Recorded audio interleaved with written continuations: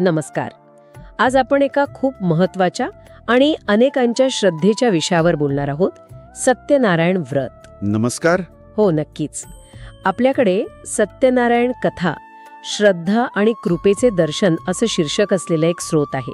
त्यावर आधारित ही चर्चा असेल. बरोबर. तर या चर्चेतून आपल्याला या व्रताचं महत्त्व काय आहे, त्यातल्या कथा काय सांगतात आणि त्याचा काय म्हणतात त्याला गाभा काय आहे हे समजून घ्यायचं आहे. अगदी.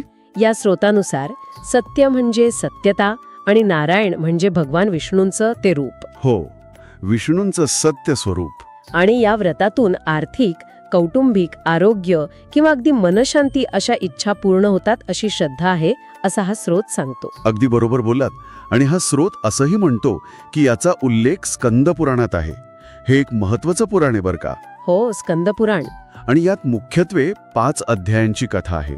या कथा म्हणजे फक्त गोष्टी नाहीत, तर त्या श्रद्धा आणि भक्तीचं प्रतीक आहेत असं यात म्हटलं आहे. अच्छा, चला तर मग बघूया काय आहे या कथांमध्ये. म्हणजे पहिली कथा एका गरीब ब्राह्मणाची, हो ना? हो, त्याला स्वतः नारायण भेटतात, म्हणजे एका वेगळ्या रूपात येतात म्हणे. अच्छा. आणि त्याला हे व्रत करायला सांगतात आणि मग काय, त्याचं दारिद्र्य दूर होतं. म्हणजे थेट संदेश आहे की श्रद्धेतून बदल शक्य आहे. पण हे इतकं सरळ आहे का नेहमी? नाही. म्हणजे पुढच्याच कथेत बघा ना, दुसऱ्या अध्यायात एका व्यापाऱ्याची कथा आहे. व्यापाऱ्याची? हो. तू व्रत करतो, श्रीमंत होतो, सगळं ठीक चाललेलं असतं, पण नंतर तो व्रताचा विसर पडतो त्याला. अरे देवा. मग काय संकट येतात त्याच्यावर. म्हणजे बघा, पहिल्या कथेत श्रद्धा महत्वाची सांगितली, तर इथे सातत्य आणि विस्मरण न होणं यावर जोर दिलाय. म्हणजे नुसतं एकदा करून झालं असं नाही. नाही, ते लक्षात ठेवायला हवं, नियमितता हवी. बरोबर. आता तिसऱ्या अध्यायात राजाची गोष्ट आहे असं वाटतं. हो, तिसऱ्यात राजाची कथा आहे. तो पूजेच्या ठिकाणी असतो, पण प्रसाद घ्यायच्या आधीच जेवायला उठतो. म्हणजे प्रसाद न घेता? हो. एक प्रकारे तो त्या प्रसादाचा, त्या पूजेचा अनादर करतो आणि त्यामुळे त्याच्यावर संकट येतं असं वर्णन आहे. बापरे. पण नंतर त्याला पश्चाताप होतो, तो पुन्हा नीट व्रत करतो आणि मग संकट टळतं. म्हणजे इथे पूर्ण श्रद्धा आणि शुद्ध भावना, बरोबर, याला महत्त्व दिलंय. अगदी. म्हणजे नुसती उपस्थिती नाही, तर खरा भाव महत्वाचा. आणि चौथी कथा, त्यात काय वेगळेपण आहे? चौथ्या कथेत तर हे प्रकरण अजून पुढे जातं. वडील म्हणजे साधू नावाचा वाणी, तो व्रताचं वचन विसरतो. अच्छा. आणि त्याचा परिणाम कोणाला भोगावा लागतो? तर त्याच्या मुलीला आणि जावयाला. ते संकटात सापडतात. अरे, म्हणजे एकाच्या चुकीचा परिणाम दुसऱ्यांवर. हो, तसं दाखवलंय. पण जेव्हा ते पुन्हा व्रत करतात, तेव्हा त्यांची सुटका होते.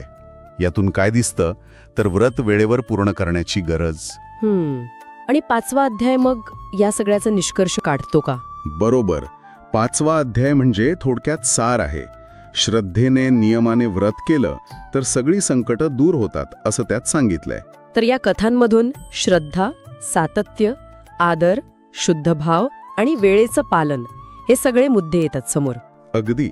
आता प्रत्यक्ष हे व्रत कधी करावं, कसं करावं, याबद्दल काय माहिती दिली आहे या स्रोतात? हो, त्याबद्दलही स्पष्ट सांगितलंय.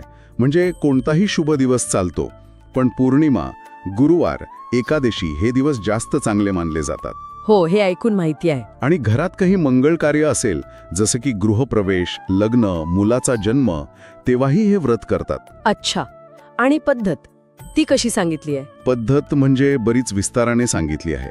घरात स्वच्छता ठेवणं, मग सत्यनारायणाची मूर्ती किंवा फोटो ठेवणं, त्याची पूजा, पंचामृत लागतं. पंचामृत, फळं आणि नैवेद्य. हो, नैवेद्य महत्वाचा. शिरा, प्रसादाचा शिरा करतात बहुतेक ठिकाणी. हो, शिऱ्याचा प्रसाद असतोच. मग कथा वाचणं किंवा ऐकणं आणि शेवटी आरती, असा क्रम आहे साधारणपणे. ठीक आहे. आता सगळ्यात महत्वाचं, याचे फायदे काय सांगितले आहेत? म्हणजे लोकांना काय मिळतं यातून, असा हा स्रोत म्हणतो. फायदे तर बरेच सांगितले आहेत. जसं की अडचणीतून मार्ग सापडतो, मनातल्या इच्छा पूर्ण होतात. हो. कुटुंबात सुख शांती येते, आरोग्य चांगलं राहतं, घरात भरभराट येते, कळत नकळत झालेली पापं नष्ट होतात असंही मानलं जातं. आणि मनाला शांती. हो, ते सगळ्यात महत्वाचं, मनाला शांती मिळते. पण एक गोष्ट लक्षात घ्यायला हवी, हा स्रोत याला फक्त एक विधी मानत नाही. अच्छा, मग काय म्हणतो? हा म्हणतो की ही एक आध्यात्मिक प्रक्रिया आहे, ज्यामुळे मन शुद्ध होतं. यातून नम्रता, श्रद्धा, संयम, सातत्य हे गुण वाढतात. म्हणजे हे केवळ बाह्य कर्मकांड नाही तर आंतरिक गुणांचा विकास पण होतो असं म्हणायचंय. अगदी तसं विवेचन आहे यात. तर ह्या स्रोताच्या आधारे आपण बघितलं की सत्यनारायण कथा आणि व्रत हे श्रद्धा, भक्ती आणि देवाच्या कृपेचे एक दर्शन मानलं जातं. हो. तर करण्यासारखा मुद्दा शेवटी हाच उरतो की या कथांमधली शिकवण, जसे की विश्वास ठेवणं, चिकाटी धरणं, मनात चांगला भाव ठेवणं, या गोष्टींचा आपल्या रोजच्या आयुष्यातल्या आव्हानांशी, आपल्या ध्येयांशी कसा संबंध जोडता येईल यावर प्रत्येकाने विचार करायला हवा, असं कदाचित हा स्रोत आपल्याला नकळतपणे सुचवत असेल.